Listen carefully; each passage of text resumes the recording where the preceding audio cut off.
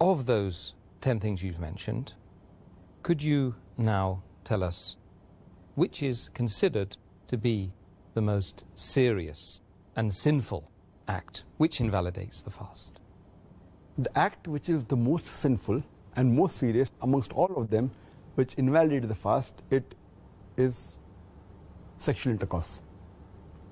That when you have sexual intercourse and when the two private parts meet, then your fast is invalidated, whether ejaculation takes place or not. And you have to repent for that. You have to complete the fast for that day and you have to make it up later, and you have to pay a penalty, that's kafara. According to the Sahih Hadith, in which a beloved Prophet said, it's mentioned in Sahih Bukhari, volume number 3, in the book of fasting, Hadith number 1936, where a man comes to the Prophet and says that I am ruined. Oh Prophet, I am ruined. The Prophet says, what is the matter? The man says, I had sex with my wife while I was fasting. So the Prophet says that, can you free a slave? So the man says, no, I cannot. Then the Prophet asks, can you fast consecutively for 2 months?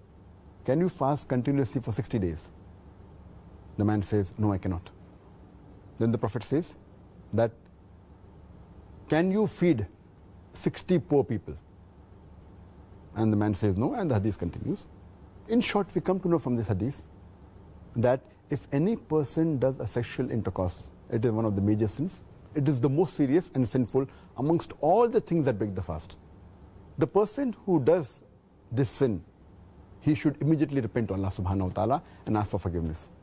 He should complete his fast for that day and make up for that fast later on after Ramadan. And he has to pay a penalty. And the penalty we come to know from the hadith is that he either frees a slave if he can, if he does not have the money to free the slave, or he cannot find a slave to free, then he should fast for 2 consecutive months. Fast for 60 days. If he cannot do that also, then he should at least feed 60 poor people. And these are the 3 options that have been given for a person to pay as a penalty, as a kafara. But if a person can do the first thing, he should not jump to the second or the third. The first is freeing a slave. If he cannot do that, if he doesn't have the money or cannot find a slave, then he can go to the next option, that is fasting consecutively for 60 days. If he cannot do that, if he is unable to do that, continuously fasting for 60 days, if he fasts for a few days and then one day he doesn't fast, he should start again. He should fast consecutively for 60 days. If he doesn't have the capacity to do that, then what he can do is he can feed 60 poor people.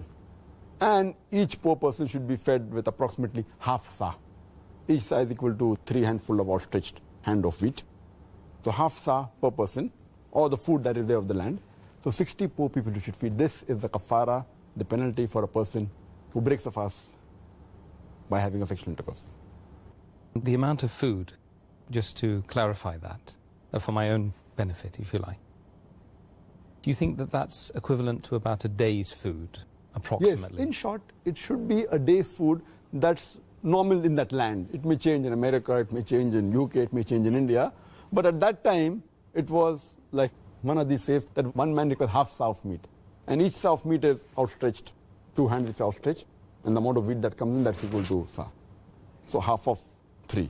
The other hadith says that 1 mud of meat, that is equal to 1 outstretched hand of wheat. The other hadith says that equivalent to fill a poor man's appetite, his stomach. So in short, you should feed a poor person, 60 poor people you should feed, approximately what is the food of that land that you should feed him. And if you can't find people in your land who are poor, then you look for the nearest place, or?